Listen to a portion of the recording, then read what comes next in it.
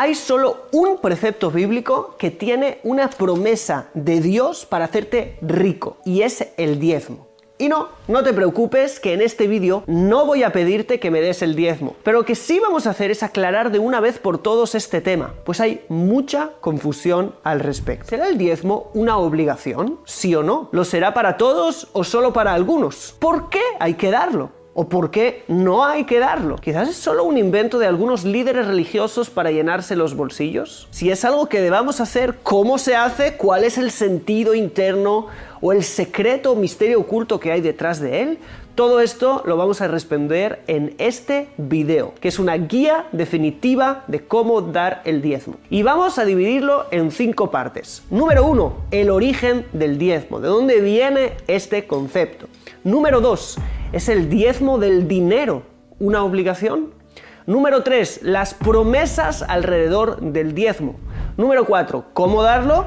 Y número 5, el misterio alrededor del mismo. Empecemos por el primer punto, el origen del diezmo. Mucho se habla de este concepto, pero ¿de dónde viene? ¿Cuándo fue la primera vez que se hizo el diezmo? Pues bueno, esta es una práctica muy antigua. Y en la Biblia tenemos constancia de cuál fue el primer diezmo de la historia, como mínimo según lo que nos dicen los sabios en el Midrash, que este fue el primero de la historia. Y la verdad es que siempre que queremos ver un concepto y estudiarlo, tenemos que ir a buscar cuándo fue la primera vez que aparece en la Biblia. Y este es en Génesis 14:20, donde vemos cómo Abraham diezma del botín que ganó en la guerra a quien era considerado en aquel momento sacerdote del Dios Altísimo. Y estoy hablando de Malquisedec.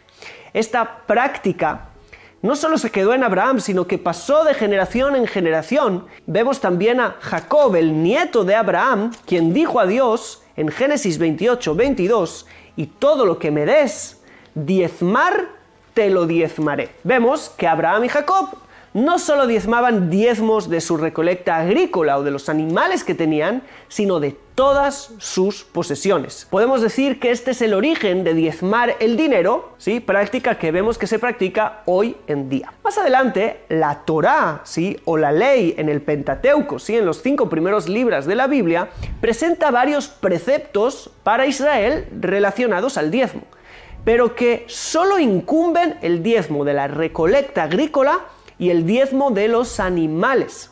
Pero no hay un solo diezmo que nos hable del dinero como mínimo de forma directa, escrita de forma literal. Y me gustaría hacerte un poco de orden de todos los diezmos que están recordados en la Torá. He intentado simplificarte esta parte, pero no es tan simple. Hay diferentes diezmos que se dan. Me gustaría explicártelos todos porque también estos te van a explicar después el sentido del diezmo. Quizás la parte más importante donde damos los diezmos es en el libro de Números, capítulo 18, donde están los diferentes diezmos.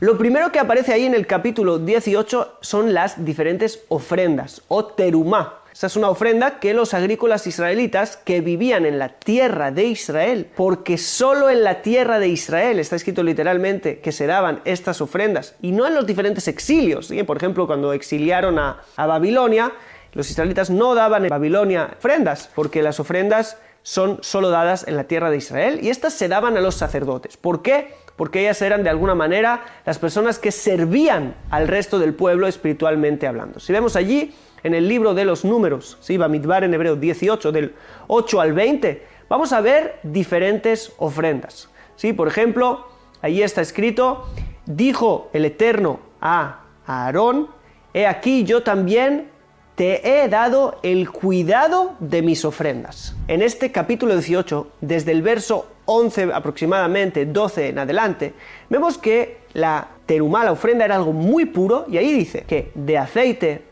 de mosto y de trigo, todo lo más escogido, las primicias de todas las cosas de la tierra de ellos, las cuales traerán al Eterno, serán tuyas, y toda persona que esté pura, sí, limpia en tu casa, podrá comer de ellas. Así pues, de todo lo que se tenía, lo primero, un poquito, se daba al Cohen, al sacerdote. Pero esto no era un diezmo. Hay quien dice que era una cincuentena parte, o una cuarentena, o una sesentava, según si daban mucho, poco o intermedio. Luego, los sacerdotes también tenían parte en los diferentes sacrificios que se sacrificaban y sobraba carne, ellos se los podían comer, en la redención de primogénitos animales y algunas cosas más. Es lógico. Los sacerdotes no trabajan porque se dedican a las necesidades espirituales de todo el pueblo. Por eso es que de algo tienen que vivir, pues viven de todas esas ofrendas. Aparte de esas ofrendas, tenemos después el primer diezmo. Es el diezmo que el agricultor tiene que dar ¿a quién? A los levitas. Lo encontramos en este mismo capítulo 18, del 21 al 24. Y se llama en Israel Maaser Rishon, primer diezmo, es el que primer aparece de alguna manera. Luego tenemos algo que se llama la ofrenda del Maaser o Terumat Maaser. Esta la vas a encontrar del verso 25 al 32, que eran las ofrendas que los levitas daban a los sacerdotes. Es decir, el Israel dio el diezmo de su producción agrícola al levita. El levita dio el diezmo de lo que le dio el Israel al sacerdote. Eso es lo que se llama Trumat Maaser, ¿sí? Se da una ofrenda del Maaser, del diezmo que recibieron. ¿Por qué? Porque los levitas también servían al pueblo de diferentes maneras, pero no en un nivel de entrega tan grande como lo hacían los sacerdotes. Así que ya tenemos tres diezmos o ofrendas. La primera son las ofrendas a los sacerdotes, el segundo es el primer diezmo que se daba a los levitas y el tercero es el diezmo que el levita le daba al sacerdote. Luego tenemos el segundo diezmo. El libro de los Números, en el capítulo 14, allí dice que hay un diezmo que hay que comerlo en Jerusalén por ser muy santo o redimirlo con dinero. ¿Sí? Es decir, yo digo, la santidad de estas frutas, ¿sí?, que acabo de recoger se va a pasar en este dinero y ahora el fruto ya se puede comer, pero el dinero es santo y queda consagrado para traerlo a Jerusalén, gastar ese dinero en Jerusalén y comer allí. O sea, es otro diezmo, porque no se da al levita, es un diezmo que uno se lo tiene que comer en Jerusalén. Por eso le llamaron a este cuarto diezmo que vemos el segundo diezmo. ¿Sí? El primero es el que se da al levita, el segundo es el que se lleva a Jerusalén. Y también había otro diezmo, que lo puedes ver en el libro de Deuteronomio 14, 28, 29, donde cada 3 años después del año sabático se daba diezmo a los pobres. Así pues, ya tenemos otro diezmo más. Por si fuera poco, también hay el diezmo de los animales. Sí, esto lo vemos en el libro de Levítico 27, 32, donde dice, y todo diezmo de vacas y ovejas. Pero con todo esto, tantos diezmos que había, no vemos ninguna obligación de diezmar dinero o otras posesiones que tenga la persona. Solo son productos agrícolas y animales. Que bien, esa era su economía en aquel momento. Pero también tenían otras posesiones y de las ganancias de otras posesiones, ¿sí?, que se vendieran, no se exige dar el diezmo. Y esto nos lleva a la siguiente pregunta. ¿Es el diezmo de dinero una obligación? Sí, no, ¿para quién? Por un lado vimos a Abraham y a Jacob dando el diezmo de todo. Por otro lado, la ley se estableció luego solo con productos agrícolas y animales. Y también los agrícolas, no todos. Pero no vamos a entrar aquí ahora. Pues bien, en la tradición judía hay 3 opiniones de la obligación de dar el diezmo. Y estamos en otra parte de este vídeo. Como siempre, no sé si conoces a la tradición judía, pero nos destacamos por discutir, por tener diferentes opiniones acerca de las cosas. Pues no es diferente con el diezmo. Hay 3 opiniones distintas sobre qué nivel de obligación tiene el diezmo de dinero. Porque el agrícola y el animal ya hemos visto que es de la Torá, en eso no hay discusión. Pero lo que sí hay discusión es el diezmo de dinero. ¿Es una obligación, sí o no? Algunos dijeron que el diezmo de dinero, ¿sí?, de diezmar el dinero que tienes, es de la Torá. Por ejemplo, uno de los que pensaron así era el Gaón de Vilna. Hay versículos bíblicos donde parece que habla de esto. Por ejemplo, en Malaquías 3:10, donde dice, traed todos los diezmos a la tesorería del templo y haya alimento en mi casa, y probadme ahora en esto, dice el Eterno de los ejércitos, si no os abriré las ventanas de los cielos y derramaré sobre vosotros bendición hasta que sobreabunde. O también en Proverbios 3:9, donde dice, honrad a Dios con vuestras posesiones y con las primicias de vuestra recolecta. Igual que las primicias de vuestra recolecta hay que diezmarlas, las posesiones que tienes también hay que diezmarlas. Me dirás que el versículo de Malaquías no habla del diezmo de dinero. Bueno, veremos más adelante que según, por ejemplo, el Sefer Hasidim, sí habla del diezmo de dinero, porque en el tiempo de Malaquías se identifica como Esdras. En aquel tiempo no había obligación de diezmar las diferentes tierras. Pero esa es una opinión, hay otras opiniones como ya hemos dicho. Segunda opinión, no es una obligación de la Torá, pero es una obligación rabínica. Se añadió más tarde, inspirada en el verdadero diezmo, que es el diezmo de la Torá, que es el agrícola y el animal. Así piensan, por ejemplo, Rabbi Yaakov Alevi Lonil, conocido como Maharil. O tercera opinión, no es una obligación, ni siquiera es una obligación rabínica, sino una buena costumbre que Israel se acostumbraron a hacer porque es algo bueno, inspirado también en lo que había en la Torá, pero no podemos inventarnos una nueva mitzvah. Y así opina, en un nuevo precepto, y así opina Rabbi Meir de Rothenburg, o el Maharam de Rothenburg. Así que tenemos tres opiniones. De todas maneras, no es algo que no se haga. Las tres opiniones dicen que es algo que se hace. La pregunta es si es una buena costumbre, una obligación rabínica o es una obligación bíblica. Y sí, es importante decirlo, en el judaísmo sí se acostumbra a dar el diezmo de dinero. ¿Cómo se hace y para qué se da? Eso lo veremos después. Pero ¿quién es el que está obligado a dar el diezmo?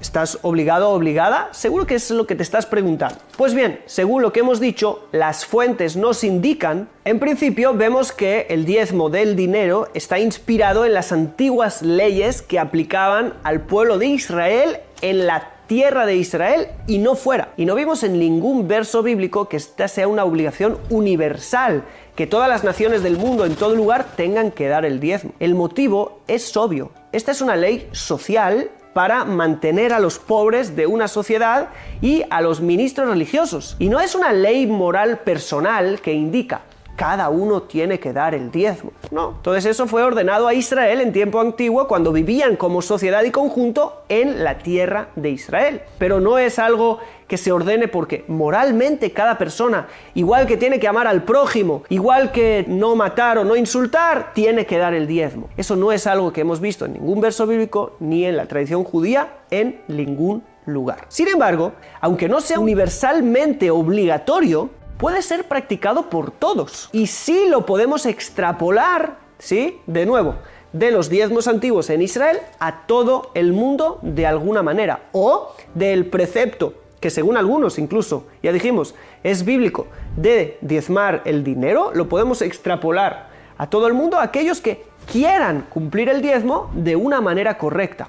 Ok, no como una obligación, pero sí como una buena costumbre de la cual tendremos muchos beneficios espirituales. Y no son pocos, como veremos a continuación. Pero una cosa está clara, dijimos que el diezmo era un medio de justicia social. Y si lo vamos a extrapolar de forma universal, los diezmos, según mi humilde punto de vista, hay que usarlos para mantener a personas dedicadas al servicio espiritual, que no es para ellos solamente, sino que está al servicio del resto de las personas que se nutren de este principio. Y como él está dedicado, y no todos se pueden dedicar, porque la gente tiene que trabajar, tiene que hacer otras cosas, entonces tiene de alguna manera el derecho, ya que está sirviendo a los otros, que se le ayude, o a los pobres, como estuvimos diciendo, porque esta es una medida para equilibrar la economía de un grupo, de una sociedad, de una ciudad, de un país, de la mejor manera.